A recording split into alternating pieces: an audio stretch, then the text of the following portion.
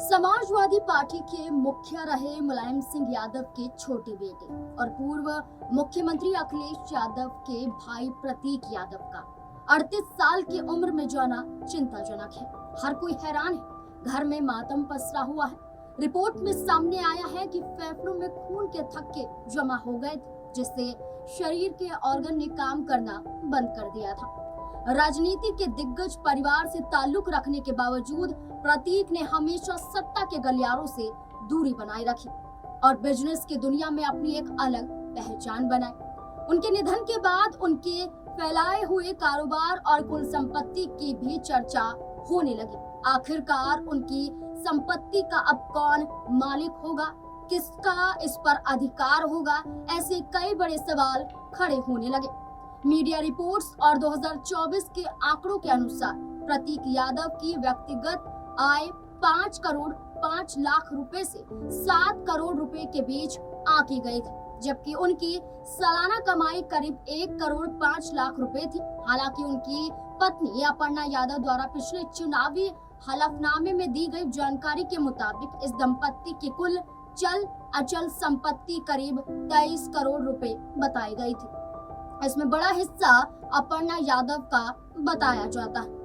प्रतीक यादव मूल रूप से एक बिजनेसमैन और फिटनेस फिक्र थे। उन्होंने लंदन से एमबीए करने के बाद लखनऊ में अपने बिजनेस की नींव रखी थी। उनका कारोबार कई सेक्टर्स में था, जैसे फिटनेस सेक्टर। उन्होंने लखनऊ में द फिटनेस प्लैनेट और आयरन कॉर फिट जैसे हाई एंड जिम चेन की शुरुआत की थी। इन जिमों में इटली और अमेरिका से मंगाए गए आधुनिक उपकरण लगे हुए हैं और इनकी सालाना फीस करीब 35,000 रुपए बताई जाती है। रियल एस्टेट प्रतीक की कमाई का दूसरा सबसे बड़ा जरिया था। वे प्रॉपर्टी डीलिंग, कंस्ट्रक्शन और बड़े रेजिडेंशियल प्रोजेक्ट्स में निवेश करते थे। गारमेंट्स ब्रांड साल 2019 में उन्होंने आयरन हाइड अपरेल नाम से अपना फिटनेस गारमेंट ब्रांड भी लॉन्च किया था, जहां ये एक बड़ा हिस्सा उनके कारोबार का माना गया था। आपको बता दें कि प्रतीक यादव इतने फिटनेस फिक्र थे कि वे अक्सर अपने इंस्टाग्राम पर अपने जिम रूटीन से जुड़ी पोस्ट शेयर करते थे। उन्होंने साल 2012 में विश्व की प्रतिष्ठित बॉडी बिल्डिंग प्रतियोगिता में इंटरनेशनल ट्रांसफॉर्मेशन ऑफ एयर का खिताब भी जीता था। इसके अलावा प्रतीक को महंगी कारों और रेसिंग का बेहद शौक था। उनके गैराज में करीब 5 करोड़ रुपए की लैम्बोर्गिनी के अलावा रेंज रोवर और फॉर्च्यूनर जैसी लग्जरी गाड़ियां शामिल थी। फोर्ब्स के अनुसार उनकी संपत्ति का एक बड़ा हिस्सा रियल एस्टेट निवेश और ब्रांड एंडोर्समेंट से आता था।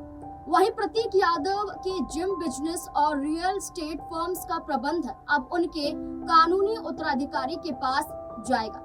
अगर उन्होंने कोई नॉमिनी बनाए रखा होगा तो उनके हाथों में प्रतीक का बिजनेस जाएगा।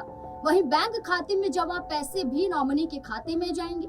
जानकार बताते हैं कि ऐसे मामले में अंतिम मालिकाना हक कानूनी वारिसों का ही रहता है। इस बीच में प्रतीक यादव के परिवार में उनकी पत्नी अपर्णा यादव और उनकी 2 बेटियां हैं। कानूनी तौर पर उनकी चल अचल संपत्ति, जिसमें जिम बिजनेस और रियल एस्टेट साम्राज्य को लेकर कहा जा रहा है कि मुख्य उत्तराधिकारी उनकी पत्नी अपर्णा यादव हो सकती हैं या आने वाले समय में उनकी बेटियां भी इस कारोबार को संभाल सकती हैं।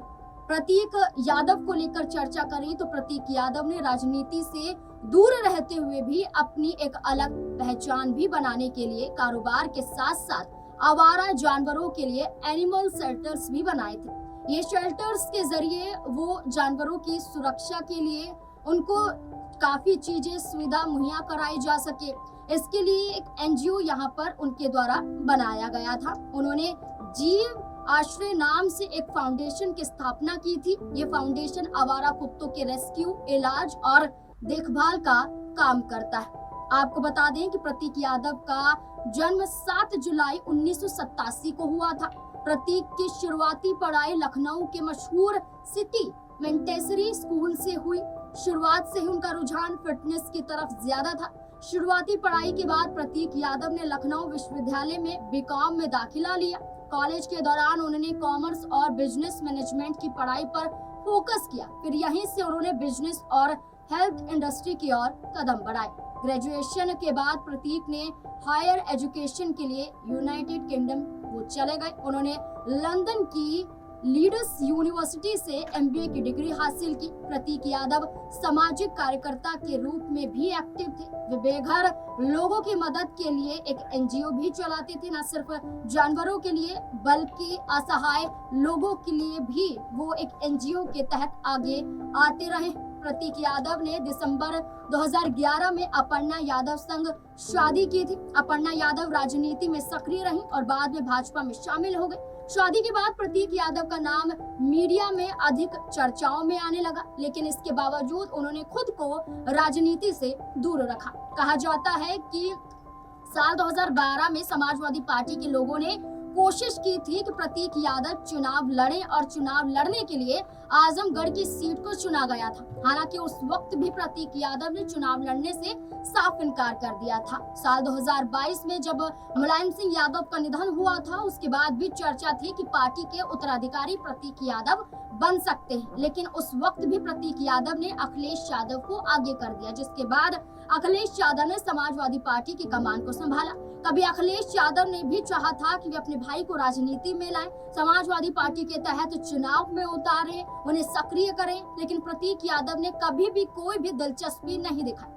कुल मिलाकर वे इतने सक्षम थे कि वे राजनीति में आना चाहते ही नहीं थे। यहाँ तक कि वे अपनी मां साधना को भी साफ इनकार कर चुके थे कि वे कभी राजनीति में नहीं आएंगे। अब प्रतीक यादव को लेकर पोस्टमार्टम रिपोर्ट में खुलासा किया गया है। सारी चीजें सामने आ गई हैं कि जहां पहले ये चर्चा थी कि उन्हें जहर दिया गया होगा या जहरीले पदार्थ के सेवन की वजह से उनका निधन हुआ होगा, लेकिन अब ये सामने आ गया है कि शरीर में खून के थक्के जमा होने की वजह से उनका निधन हुआ है, क्योंकि उस दौरान उन्हें कार्डियक अरेस्ट आ गया था, जिस वजह से ये स्थिति बन गई थी और उनका निधन हो गया था। राजनीति से दूर रहकर अपना साम्राज्य खड़ा करने वाले प्रतीक यादव का इस तरह असमय जाना यादव परिवार के लिए एक बड़ी क्षति बताई जा रही है। आपको बता दें कि इस पूरे मुद्दे पर, इस घटना पर, जहां समाजवादी पार्टी के जरिए अखिलेश यादव, शिवपाल यादव, धर्मेंद्र यादव या पार्टी से जुड़े अन्य लोग ही क्यों ना हो, वो खुलकर सामने आ रहे हैं, दुख व्यक्त कर रहे हैं। यहाँ तक कि अपर्णा यादव के आवाज तक भी पहुंच चुके हैं और ये जाहिर कर रहे हैं कि प्रतीक यादव कितने अच्छे थे, लेकिन अभी तक अपर्णा यादव ने कोई भी बयान जारी नहीं किया है। ये तक कहा गया कि जब एयरपोर्ट से सीधा वो घर के लिए रवाना हुई और जैसे ही घर के गेट पर वो पहुंची तो तमाम मीडिया कर्मी गेट के बाहर ही मौजूद थे। घर के अंदर किसी भी मीडिया कर्मी को जाने की इजाजत नहीं थी। अपर्णा यादव भी बिना किसी से बात किए हुए सीधा अपनी गाड़ी में बैठे हुए वो गेट से अंदर चली जाती हैं और गेट बंद हो जाता है। सारी जानकारी जो सामने आ रही थी वो सभी को गेट के बाहर ही मिल रही थी। सुरक्षा कड़ी वहां पर की गई थी। अब इस बीच में प्रतीक यादव तो चले गए हैं, अब अपर्णा यादव इसको लेकर क्या कुछ कहते हुए नजर आएंगे, क्योंकि अभी तक उनके जरिए दुख व्यक्त नहीं किया गया है, लेकिन कुछ उनकी झलक देखने को मिली थी। उनके चेहरे पर साफ तौर पर मायूसी दिखाई दे रही थी, तनाव दिखाई दे रहा था।